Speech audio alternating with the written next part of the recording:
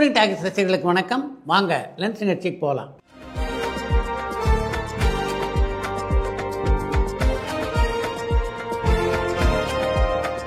என்னம்மா முதல் கேள்வி? அரசியலுக்கு ரஜினி சார் கிட்ட விஜய் சார் ஆதரவு கேட்பாங்களான்னு கோயம்புத்தூர்ல இருந்து அக்ஷயா கேட்டிருக்காங்க. ரஜினியினுடைய ஆதரவை கேட்டால் நிச்சயமாக பொது வெளியிலே ஆதரிப்பதற்கு ரஜினி முன் வர மாட்டார் அப்படின்றது விஜய்க்கு நல்லா தெரியும். அதனால ரஜினியினுடைய ஆதரவை அவர் கேட்க மாட்டார். கமல் சாரோட இளமைக்கு என்ன ரகசியம்னு ஈரோட்ல இருந்து சங்கவி கேட்டிருக்காங்க. கமலுடைய இளமை ரகசியத்துக்கு அவருடைய உடற்பயிற்சிக்கு முக்கியமான பங்கு உண்டு அப்படின்னாலும் நான் அவருடைய இளமைக்கு காரணமாக நினைப்பது அவருடைய சிந்தனைகளைத்தான். கிரி படத்துல நடிச்ச உங்க எக்ஸ்பீரியன்ஸை பத்தி சொல்லுங்க. வினோத் சக்கரவர்த்தி சாருக்கும் உங்களுக்கும் இருக்க நட்பை பத்தி சொல்ல முடியுமான்னு திருநெல்வேலியில இருந்து பவிஷா கேட்டிருக்காங்க. நான் பத்திரிகையாளனாக இருந்த காலகட்டத்திலே வினோத் சக்கரவர்த்தியோடு எனக்கு நல்ல பழக்கம் உண்டு. பல திரைப்படங்களில் அவர் நடிச்சிருந்தாலும் அவருக்கு ஒரு நல்ல அடையாளத்தை தந்த படமாக அமைந்ததுன்னா அது என்னுடைய முதல் தயாரிப்பான மண்வாசனை திரைப்படம் தான். அந்த படத்தில் அவர் ஏற்றிருந்த அந்த வேடத்தை யாராலும் இன்று வரையிலே மறக்க முடியாது. அந்த படத்துக்கு பின்னால் தான் பல கிராமிய படங்களிலே தொடர்ந்து நடிக்கக்கூடிய வாய்ப்பு அவருக்கு கிடைத்தது. கிரி திரைப்படத்தை பொறுத்த வரைக்கும் அந்த படத்தில் நான் பல காட்சிகள் நான் வரமாட்டேன், ஒரு சில காட்சிகளில் தான் வருவேன். ஆனாலும் கடைசியில் நான் அந்த படத்தில் பேசிய பஞ்ச் வசனம் இருக்க அது மிகப்பெரிய சிரிப்பை ரசிகர்கள் மத்தியிலே வரவைத்தது. அர்ஜுன் சார் மீண்டும் ஹீரோவாக நடிக்க போறாரு, அதுக்கு மக்கள் கிட்ட இருந்து எதிர்பார்ப்பு இருக்குமான்னு சென்னையில இருந்து வினோத் கேட்டிருக்காங்க. அர்ஜுன் இப்போ நடிக்க போகிறது கதாநாயகனாக அப்படின்னு சொல்ல முடியாது, கதையின் நாயகனாக. அதனால் நிச்சயமாக அதுக்கு வரவேற்பு இருக்கும். தீபாவளிக்கு பிரதீப் ரங்கநாதன் சாரோட 2 படம் ரிலீஸ் ஆகுது, அது சரியா தவறான்னு தாம்பரம்லேருந்து சபரி கேட்டிருக்காங்க.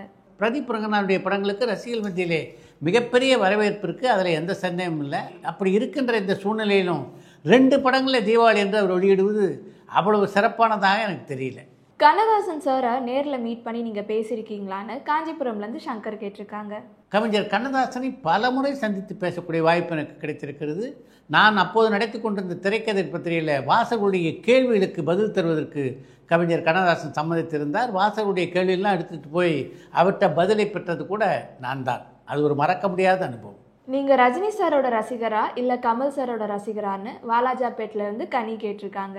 ரஜினி, கமல் ஆகிய 2 பேருக்கும் நான் ரசிகர். சில்க் ஸ்மிதா மேமோட உண்மையான வாழ்க்கை வரலாற்றை யார் தான் டைரக்ட் பண்ண போறாங்கன்னு ஸ்ரீலங்காலேருந்து ஜான் கேட்டிருக்காங்க. சில்க் ஸ்மிதாவுடைய வாழ்க்கை வரலாற்றை படமாக்க போவதாக பலர் அறிவிச்சிருக்காங்க. நான் கூட அறிவித்தது உங்களுக்கு நல்லா தெரியும். ஆனால் அவருடைய உண்மையான வாழ்க்கை வரலாற்றை யார் எடுக்க போகிறாங்க அப்படின்னு தெரியல. ஜெயம் ரவி சாரோட மறுமணம் எப்போ நடக்கும்னு சென்னையிலேருந்து உமர் கேட்டிருக்காங்க. ஜெயம் ரவி விவாகரத்துக்காக நீதிமன்றத்தை நாடி இருக்கிறார். நீதிமன்ற தீர்ப்புக்கு பின்னால் தான் அவருடைய மறுமணம் நடக்கும். விஷால் சார் மற்றும் கார்த்திக் சார் சேர்ந்து நடிப்பாங்களான்னு நெய்வேலியிலேருந்து ஆனந்த் கேட்டிருக்காங்க. ஏன் இந்த சந்தேகம்? விஷால், கார்த்தி ஆகிய இருவரும் மிகச்சிறந்த நண்பர்கள். அதனால் எதிர்காலத்திலே அவர் இருவரும் இணைந்து நடிப்பதற்கு எல்லா வாய்ப்புகளும் இருக்குது. சூர்யா சாரோட கருப்பு படத்தோட ஷூட்டிங் முடிச்சிட்டாங்களான்னு கடலூர்லேருந்து கனிஷ்கா கேட்டிருக்காங்க. கருப்பு படத்துடைய படப்பிடிப்பு முடிவடைந்து பல மாதங்கள் ஆகின்றன. பாலச்சந்தர் சார் மற்றும் இளையராஜா சாருக்கு இடையில என்ன பிரச்சனைன்னு கிருஷ்ணகிரியிலேருந்து அகரன் கேட்டிருக்காங்க. அந்த காலகட்டத்தில் பல திரைப்படங்களுக்கு பின்னணி இசை சேர்க்க வேண்டிய ஒரு கட்டாயத்தில் இளையராஜா இருந்ததுனால புது அர்த்தங்கள் படத்துக்கு அவரால் பின்னணி இசை சேர்க்க முடியல. ஆனால் பாலச்சந்தரை பொறுத்தவரையிலே அந்த தீபாவளிக்கு அந்த படம் வெளியாகும் அப்படின்னு ஏற்கனவே விநியோகஸ்தரிடம் அறிவித்து விட்டார். அதிலிருந்து பின்வாங்க விரும்பாத பாலச்சந்தர் இளையராஜா இசையமைக்கலன்னா பரவாயில்ல, அவருடைய இசை ட்ராக் இருக்குல்ல, ஹவு டு நேம் இட் போன்ற இசை கோர்வைகள், அதை படத்திலே பயன்படுத்தி கொண்டு இந்த பின்னணி இசை சேர்ப்பை முடித்து விடலாம் என்று எண்ணினார். அதுக்கு இளையராஜாவிடம் அனுமதியும் கேட்டார். அவரும் அதற்கு ஒப்புக்கொண்டதாகத்தான் தெரிகிறது. அதன் காரணமாக தான் அந்த இசையை பயன்படுத்தி அவர் அந்த படத்துடைய பின்னணி இசை சேர்ப்பு வேலையை முடித்து விட்டார். படம் சொன்னபடி தீபாவளி என்று வெளியானது மிகப்பெரிய வெற்றியையும் பெற்றது. அதில் இளையராஜாவுக்கு ஏதோ ஒரு நெருடல் இருந்திருக்கிறது. அதன் காரணமாகத்தான் தங்களுடைய அடுத்த படத்துக்காக கவிதாலயாவை சேர்ந்த பிரமிட் நடராஜன் இளையராஜாவை அணுகிய போது, உங்களை பொறுத்த வரைக்கும் உங்களுக்கு என்னுடைய இசை தேவையில்லையே, என்னுடைய பெயர் தானே தேவையாக இருக்குது என்று கோபமாக அவரிடம் சொன்னார் இளையராஜா. அது மட்டும் இல்லாமல் இனி கவிதாலயாவுடைய படங்களுக்கு நான் இசையமைக்க மாட்டேன் அப்படின்னு வசந்திட்ட அவர் கூறியதாக தெரிகிறது. அதன் காரணமாக தான் அதற்கு பின்னாலே பாலச்சந்தருடைய படங்களில் இளையராஜா பணியாற்றவில்லை. கானா பாலா சார் என்ன ஆனாருன்னு மதுரையிலேருந்து சந்தியா கேட்டிருக்காங்க. கானா பாலாவுக்கு திரைப்படங்களிலே பாடுவதற்கான வாய்ப்புகள் அதிகமாக இப்போ கிடைக்கல அப்படின்னாலும் மேடை கச்சேரிகளில் பாடிக்கொண்டிருக்கிறார். ஸ்ரீதர் சாருக்கும் மியூசிக் டைரக்டரான ஏஎம் ராஜா சாருக்கும் இடையில என்ன பிரச்சனைன்னு செங்கல்பேட்டிலேருந்து நௌஷத் கேட்டிருக்காங்க. ஏஎம் ராஜா ஒரு சிறந்த இசையமைப்பாளர். அவருக்கும் அவரை திரையில இசையமைப்பாளராக அறிமுகப்படுத்திய ஸ்ரீதருக்கும் இடையே நல்ல நட்பு இருந்தது. ஏஎம் ராஜா கிட்ட என்ன ஒரு பிரச்சனைன்னா அவர் கொஞ்சம் தாழ்வு மனப்பான்மை உண்டு. அதுவே அவருடைய கருத்து வேறுபாடுக்கு காரணமாக அமைந்தது. பொம்மை படத்தில் வருவது போல் உங்கள் ஆஃபீஸில் இருக்கிறவங்கள எங்களுக்கு இன்ட்ரடியூஸ் பண்ணி வைக்க முடியுமான்னு மயிலாடுதுறையிலேருந்து குஹன் கேட்டிருக்காங்க.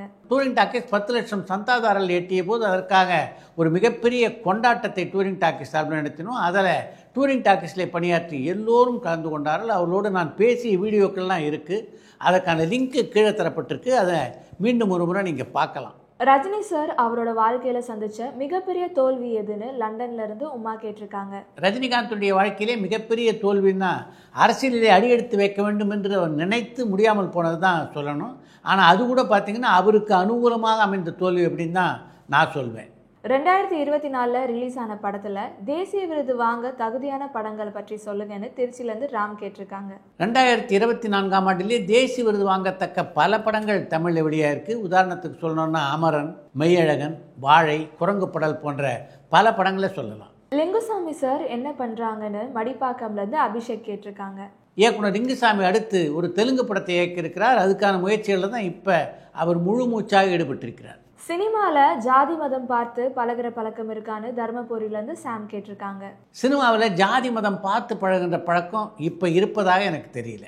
இப்போ இருக்க நடிகைகள்லாம் அதிக வருஷம் நடிக்கிறது இல்லையே ஏன்னு கேரளாலேருந்து ஜோஷ்வா கேட்டிருக்காங்க. நடிகைகள் அதிக வருடம் நீடிக்க முடியாமல் போவதற்கு முக்கியமான காரணம் இன்றைக்குள்ள பல கதாநாயகர்கள் ஆண்டுக்கு ஒரு படம் இல்லை 2 ஆண்டுக்கு ஒரு படம் அப்படின்னு நினைக்கிறது தான். முன்னெல்லாம் ஜெய்சங்கர் பார்த்தீங்கன்னா வருஷத்துக்கு 12 படம் நடிப்பார். இன்னொரு பக்கம் ரவிச்சந்திரன் ஒரு 12 படம் நடிப்பார். முத்துராம் ஒரு 12 படம் நடிப்பார். அதனால் தொடர்ந்து இந்த கதாநாயகர்கள் எல்லோருக்கும் படங்கள் நடிக்கக்கூடிய வாய்ப்பு இருந்தது. இப்போ அது மாதிரி எங்கே இருக்குது வாய்ப்பு? ஸ்னேகா மேம் மற்றும் சூர்யா சார் மறுபடியும் சேர்ந்து ஏதாச்சும் படம் பண்ணுறதுக்கு வாய்ப்பு இருக்கான்னு மேட்டுப்பாளையம்லேருந்து இசை கேட்டிருக்காங்க. ஸ்னேகாவும் சூர்யாவும் இணைந்து ஒரு படத்தில் நடிக்க வேண்டும் என்றால் அதுக்கான கதை அமையணும். அப்படி அமைந்தால் 2 பேரும் சேர்ந்து நடிக்க வாய்ப்பு இருக்குது.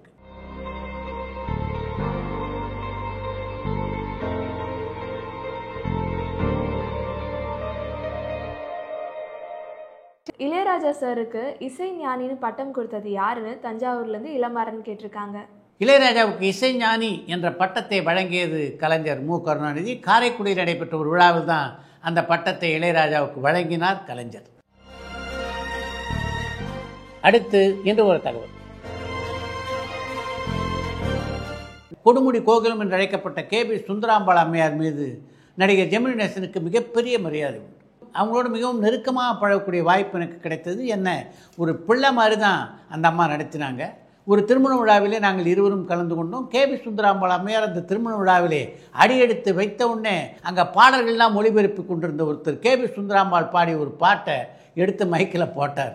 அந்த பாட்டை அவர் போட்டது தான் தாமதம். உடனடியாக மிகுந்த கோபத்துடன் அந்த மைக் செட்டுக்காரர் பக்கத்திலே போன கேபி சுந்தராம்பாள் அம்மையார் முதல்ல அந்த பாட்டை கொஞ்சம் நிறுத்துறியா என்று அந்த மைக் செட்டுக்காரர்கிட்ட கேட்டாங்க. அந்த மைக் செட்டுக்காரருக்கு ஒன்றுமே புரியல. அம்மா இது நீங்கள் பாடின பாட்டு தான், நான் பாடின பாட்டு தான், ஆனால் கல்யாண வீட்டில் என்ன பாட்டை போடுறது? இந்த பாட்டு ஜவஹர்லால் நேரு மறைந்த போது பண்டிதர் நேருவை பறிகொடுத்து விட்டோமே என்று நான் பாடிய பாட்டு. அந்த பாட்டை கல்யாண வீட்டில் யாராவது போடுவாங்களா?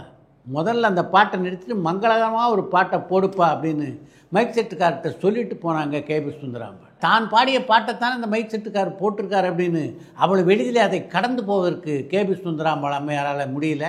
அதுதான் கேபி சுந்தராம்பாள் என்று ஒரு பத்திரிகை பேட்டியிலே பதிவு செய்திருக்கிறார் ஜெமினி கணேசன். அப்பா வீட்டு இருந்த பகுதியில் தான் அப்பா ராஜ்குமாரும் குடியிருந்தார். ராஜ்குமார் அங்கிள் எப்படின்னா அவரோட சன்ஸ் எல்லாம் எனக்கு ரொம்ப க்ளோஸ் ஃப்ரெண்ட். சிவராஜ்குமார் இப்பவும் கான்டாக்ட்ல இருக்கேன் சிவராஜோட. அப்போ இவர் ராஜ்குமார் அங்கிள் எப்போ whenever he comes here for a restன்னு சொல்லலாம், அந்த மாதிரி வரும்பொழுதெல்லாம் நேராக இங்கே வந்துடுவார். வீட்டுக்கு வந்துட்டு இவர் அப்பா வர சொல்லி 2 பேரும் வாக்கிங் போவாங்க. அப்போ வந்து சிவராஜ் நாங்கெல்லாம் பேசிக்கிறோம், நம்ம பண்ணுறது எதுவும் பேசிட்டு போகிறாங்கப்பா வீட்டில்.